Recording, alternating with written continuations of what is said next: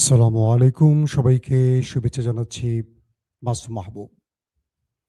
দর্শক, বেশ কিছু ব্রেকিং খবর আজকে সকালের এই লাইভ সেশনে আপনাদের জানাতে চাই। তার আগে বলব, যদি দেখতে এবং শুনতে পেয়ে থাকেন আমাকে একটু কমেন্ট করে আপনারা জানাবেন। দেখতে এবং শুনতে পাচ্ছেন কিনা? আপনাদের প্রচুর কমেন্ট পাচ্ছি আমি। বিভিন্ন জায়গা থেকে কমেন্ট আসছে। মালয়েশিয়া থেকে, কুড়িগ্রাম থেকে, নড়াইল থেকে, দেশের বাইরে থেকে আসছে, ময়মনসিংহ থেকে আসছে, রোমানিয়া থেকে আসছে, কুমিল্লা থেকে আসছে। তাহলে শুনতে এবং দেখতে পাচ্ছেন। প্রিয় দর্শক, ইরাকের কুর্দিস্তান আরবিল থেকেও আসছেন। সাউন্ড সিস্টেম ঠিক আছে তো না ভাই? ক্লিয়ার আছে? ওকে। দিনাজপুর থেকে দেখছেন, ওমান থেকে দেখছেন, চট্টগ্রাম থেকে শুনছেন, সাউন্ড ক্লিয়ার। ওকে। বরিশাল থেকে, ইতালি থেকে। প্রথম কথা হলো যে যুদ্ধ পরিস্থিতির একটা বড় আপডেট আসছে। আগামী শুক্রবার কিছু একটা ঘটতে পারে মধ্যপ্রাচ্যে, পশ্চিমা দুনিয়ায়। মার্কিন গণমাধ্যমগুলো বলছে শুক্রবার ডোনাল্ড ট্রাম্প তার অগ্নি পরীক্ষা দিতে যাচ্ছে।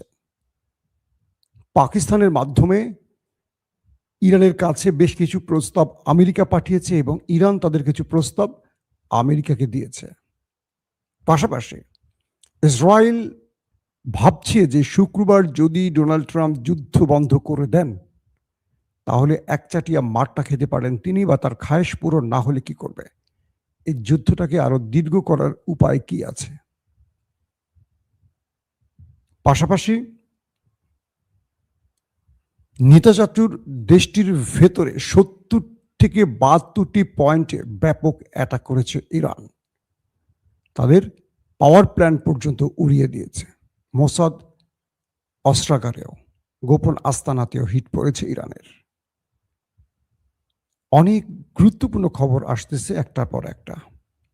সেন্ট মার্টিন থেকে দেখছেন সেলিম না, সন্দ্বীপ থেকে দেখছেন, সিলেট থেকে দেখছেন, মৌলভীবাজার থেকে দেখছেন, পাবনা থেকে দেখছেন। ওকে। খাজা নাসিরুদ্দিন পুটিয়া রাজশাহী থেকে, শাহিন নাওগাঁ থেকে। দর্শক, পাকিস্তানের মাধ্যমে ইরানের কাছে আমেরিকা বেশ কিছু শর্ত পাঠিয়েছে। বলা হচ্ছে প্রায় 15টি শর্ত ইরানকে দিয়েছে শাহবাজ শরীফের মাধ্যমে ইরানকে। ইরান এই শর্তগুলো ছুঁড়ে ফেলে দিয়ে বলছে যে 15টা শর্ত দেখার সময় আমাদের নাই। আমরা তোমাদেরকে যে শর্তগুলো এখন দিচ্ছি এগুলো তোমরা আমেরিকার কাছে পৌঁছে দিও। আমেরিকা যদি এই শর্ত মানতে রাজি হয় তাহলে আমরা যুদ্ধ বন্ধ করব, এছাড়া নয়। আমরা আমেরিকার কোনো শর্ত মানতে এই মুহূর্তে রাজি নয়। এক, নতুন যে শর্তগুলো পাওয়া গেছে পূর্বের শর্তের মাঝে আরো নতুন করে যে শর্তগুলো আসছে তার এক নাম্বার হলো ইরানের মধ্যে যে গুপ্ত হত্যা চালাচ্ছে শত্রুপক্ষ বারবার, তাদের বিভিন্ন নেতাকে টার্গেট করে হত্যা, এটা বন্ধ করতে হবে। ইরানের কোনো সামরিক, রাজনৈতিক, পারমাণবিক বা কোনো ক্ষেত্রের গুরুত্বপূর্ণ ব্যক্তিকে টার্গেট করে আর গুপ্ত হত্যা চালাতে পারবে না। 2 নম্বর, ইরানের ভেতরে আর কোনো হামলা চলবে না। এটা গ্রান্টার রাষ্ট্রের মাধ্যমে, জাতিসংঘের মাধ্যমে এটাকে ঘোষণা করতে হবে যে ইরানের মধ্যে আর হামলা করা যাবে না, কারণ গত 9 মাসে 2বার ইরানে হামলা করেছে সেই পক্ষটি। 3 নম্বর, ইরানকে এই হামলায় যে মানুষ মারা গেছে, তাদের যে ক্ষয়ক্ষতি হয়েছে, তার জন্য পুরো ক্ষয়ক্ষতির তাদের যা হয়েছে হিসেব করে ক্ষতিপূরণ দিতে হবে। প্রতিটি মানুষের মাথা ধরে হিসেব তো আছেই, পাশাপাশি তাদেরকে তাদের যে সম্পদের ক্ষতি হয়েছে তারও ক্ষতিপূরণ দিতে হবে। 4 নাম্বার, গাজার এবং হামাস গাজার আর হিজবুল্লাহ লেবাননের, তাদের উপর আর কোনো অভিযান চালাতে পারবে না। তাদের উপর আর সামরিক অভিযান বা হামলা চলবে না। এটাকেও পুরোপুরি বন্ধ করতে হবে। 5, হরমুজ প্রণালীতে ইরান এখন থেকে টোল আদায় করবে। এটা মেনে নিতে হবে। এখানে কোনো প্রকার চুদুরপুদুর চলবে না। ইরান এই 5টি নতুন করে শর্ত আমেরিকার উদ্দেশ্যে পাঠিয়েছি পাকিস্তানের মাধ্যমে।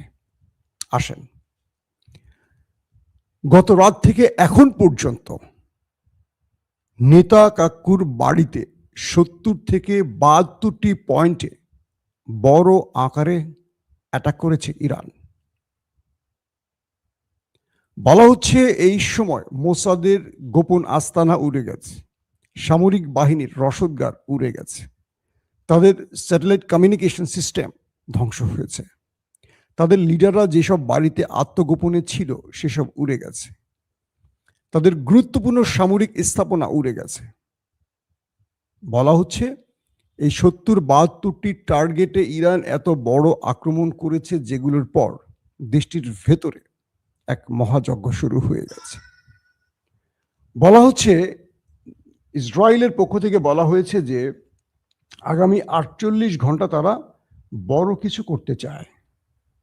৪৮ ঘন্টার মধ্যে, অর্থাৎ ইসরায়েল বুঝতে পারছে আগামী শুক্রবার যে কোনোভাবে হয় যুদ্ধটা বড়ভাবে আসবে আমেরিকার পক্ষ থেকে, অথবা আমেরিকা এই যুদ্ধ থেকে ফিরে যাওয়ার জন্য কোনো ঘোষণা দিতে পারে, যুদ্ধবিরতির নাম করে ঘোষণা দিতে পারে ডোনাল্ড ট্রাম্প, কারণ তার উপর অব্যাহত চাপ আছে দেশ এবং বিদেশের।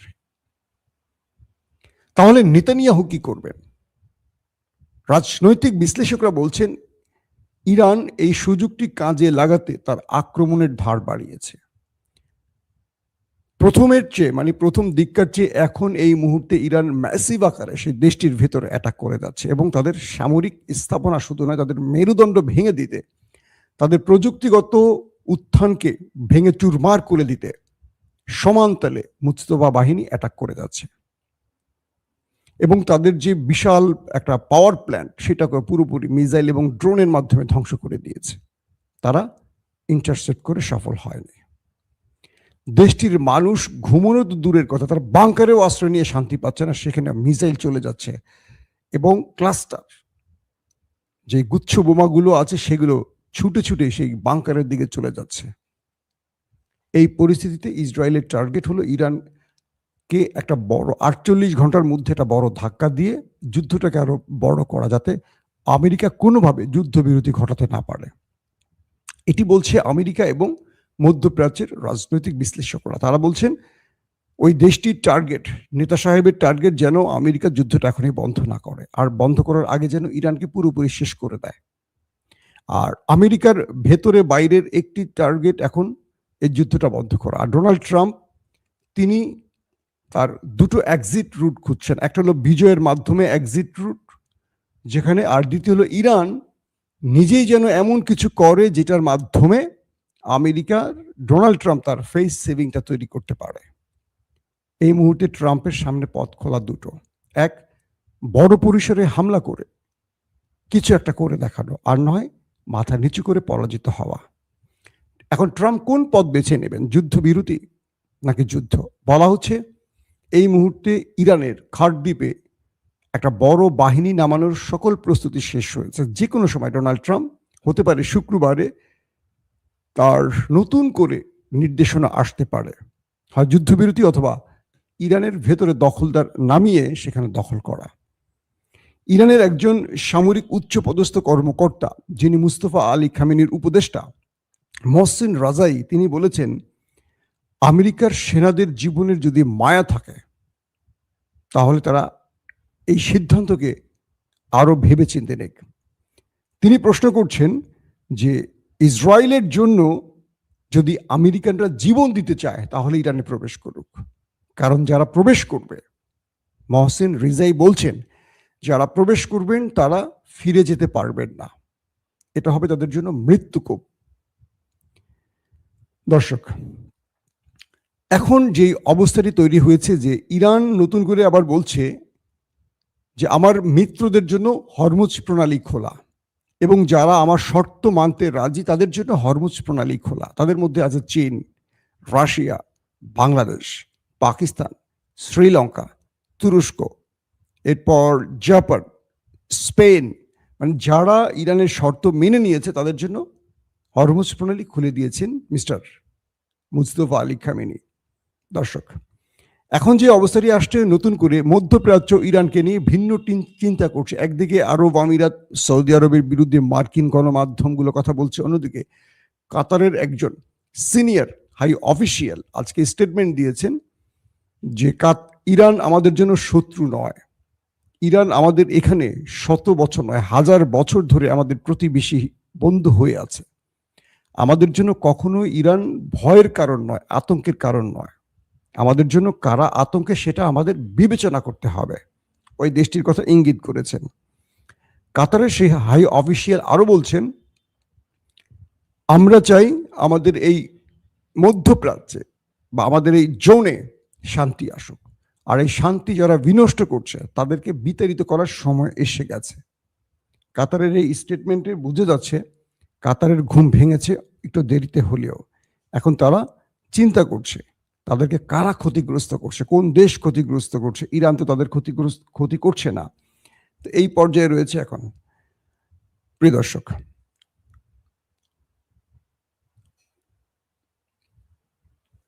মার্কিন যুক্তরাষ্ট্রের একটি অন্যতম গণমাধ্যম সিএনএন, তারা বলছে যে ট্রাম্প ইরানকে ধোঁকা দিচ্ছে।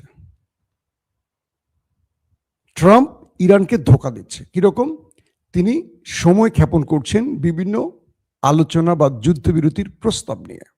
মূলত তিনি ইরানের মধ্যে একটা বড় অভিযানের জন্য প্রচুর মার্কিন সেনাকে হাজির করেছেন। যে কোনো সময় ইরানের খার্গদ্বীপ, যেটা ইরানের তেল এক্সপোর্টের 90% মজুদ, এখান থেকে 90% তেল পৃথিবীর বিভিন্ন দেশে রপ্তানি করা হয়। তো ট্রাম্পের টার্গেট, এখানে তিনি ম্যাসিভ আকারে অ্যাটাক করবেন। সিএনএনের সেই নিরাপত্তা বিশ্লেষক বলছেন যে আলোচনার নাম করে মূলত ইরানকে ধোঁকা দেয়া হচ্ছে। তারা ইরানকে নিয়ে বড় অ্যাডভেঞ্চারে যাচ্ছে। বিষয়টা আরেকটু মনোযোগ দিয়ে বোঝেন। আমি একটু আগে যে কথাটি আপনাদের বলেছিলাম, ইরানের মহসিন রাজাই বলছে যে আমাদের ভূখণ্ড আমাদের জন্য, এই ভূখণ্ডের শত্রু পা রাখবে আর শত্রু নিরাপদে ফিরে যাবে, এটা হতে পারে না। ডোনাল্ড ট্রাম্পকে উদ্দেশ্য করে বলা হয়েছে যে আপনি জানেন যে আপনার দুটো দেশ মিলে আক্রমণ করার পর ইরান কি জবাব দিতে পেরেছে, কি জবাব দিতে পারবে। আর একটু আগে যেটা বললাম যে আমেরিকার সেনাদের যদি জীবনের মায়া থাকে, তারা যেন ইসরায়েলের জন্য জীবন না দেয়। এখান থেকে কেউ জীবন নিয়ে ফিরে যেতে পারবে না। দর্শক, এখন যে বিষয়টা হয়েছে, ইরান বলছে যে আমরা এ পর্যন্ত 28 ফেব্রুয়ারি থেকে 81 দফা অ্যাটাক করেছি শত্রু দেশটির ভেতরে। তো কালকে একটি ভিডিও ফুটেজ আপনাদের দেখাবো বলেছিলাম, আজকে আমি চেষ্টা করব বিকেলের সংবাদে দেখাতে। পুরো দেশটির ভেতরে নেতা চাচ্চুর কালো কাক, তেল আবিব শহর থেকে হাজার হাজার কাক আকাশ কালো করে পালিয়ে যাচ্ছে। পুরো দেশটির মধ্যে আতঙ্ক ছড়িয়ে পড়ছে, কারণ তাদের দেশে ভয়ঙ্কর কিছু ঘটবে। কাকের এই চলে যাওয়া তাদের জন্য একটি মহা বার্তা হিসেবে তারা বিবেচনা করছেন। বলা হচ্ছে যে ওই দেশটির জন্য মহা বিপদ আসছে, আর কালো কাক তার সাংকেতিক কোনো দলিল হিসেবে কাজ করছে। তাদের ধর্মগুরুরা তাদের ধর্মগ্রন্থগুলোতে এই ব্যাখ্যাগুলো আছে বহুবার। হঠাৎ করে তেল আবিবে হাজার হাজার কাক আকাশে আসলো এবং সেগুলো তেল আবিব ছেড়ে চলে যাচ্ছে। অর্থাৎ প্রকৃতির এক অমোঘ নিয়মে আল্লাহ রাব্বুল আলামিনের পক্ষ থেকে এমন কিছু বার্তা আসে, যে অঞ্চলে মহামারী আসে সেখান থেকে অনেক পাখিকুল, অনেক প্রাণী সরে যায়। তো ওরা বলছে যে এই কালো কাক আমাদের জন্য মহা কোনো ভয়ঙ্কর বার্তা দিয়ে যাচ্ছে, যেটা আসছে দিনগুলোতে ইরানের পক্ষ থেকে আমাদের উপর আসতে পারে আঘাত হিসাবে, কোনো বড় ভয়ঙ্কর অ্যাটাক। আর তাই অগ্রিম সৃষ্টিকর্তার ইশারায় এই পাখিগুলো তাদের দেশ ছেড়ে চলে যাচ্ছে। এটা নিয়ে অনেক রকম আলোচনা হয়েছে। এরই মধ্যে আরেকটি গুরুত্বপূর্ণ খবর আসছে। কালকে আমি আপনাদের বলেছিলাম না, কাস্পিয়ান সাগরে ইরান এবং রাশিয়ার সাপ্লাই লাইনে বড় অ্যাটাক করেছিল ওই দেশটি আর কি, বুঝছেন তো। আজকের খবর আসলো সেখানে ওই অ্যাটাকে কিছু করতে পারেনি, বন্দরে যে অ্যাটাকটি হয়েছে তেমন কিছু করতে পারেনি, বরং রাশিয়া থেকে বিশাল একটা অস্ত্রের চালান ইরানে পৌঁছে গেছে। এটা এখন ওই দুটো রাষ্ট্রের মাথা খারাপ, কারণ আমেরিকা আসছে শুক্রবার ওই দেশটির ভিতরে বড় কোনো অভিযান চালাবে, এটা ভেবেই ইরানকে চীন এবং রাশিয়া বড় রকম অস্ত্র চালান পৌঁছে দিচ্ছে। কিছু কিছু গণমাধ্যম বলছে যে তাদের হাতে এখন অন্যরকম আধুনিক অস্ত্র আসতে শুরু করেছে ইরানের হাতে, যেগুলো দিয়ে ইরান তার শত্রুকে ঘায়েল করার জন্য সর্বোচ্চ ফাইট করতে পারবে। কি কি আসছে সেটা বলা হচ্ছে না। তারা বলছে যে ইরানকে রাশিয়া কার্গো জাহাজ ভর্তি করে ভয়ঙ্কর কিছু পাঠিয়েছে, এবং চীনও ইরানকে বিভিন্নভাবে বিভিন্ন সহযোগিতা করে যাচ্ছে। এখান থেকে যুদ্ধকে মোড় ঘুরিয়ে অন্যদিকে নেয়া এই মুহূর্তে অসম্ভব হয়ে পড়েছে। তবে ইরান বলছে যে ট্রাম্প আমাদের যে ধোঁকা দিচ্ছে এটা আমরা জানি, আমরা তাকে বিশ্বাস করি না। এই জন্যই আমরা বারবার বলছি আমাদের সাথে আন্তর্জাতিক কোনো গ্রান্টার লাগবে, জাতিসংঘকে লাগবে যুদ্ধ বন্ধে, না ইসরায়েল না আমেরিকা, কাউকে আমরা বিশ্বাস করি না। দর্শক, এখনকার মতো বিদায় নিতে চাই। ইনশাআল্লাহ আজ বিকেলে যদি পারি অবশ্যই চেষ্টা করব আরেকবার আপনাদের মাঝে হাজির হতে।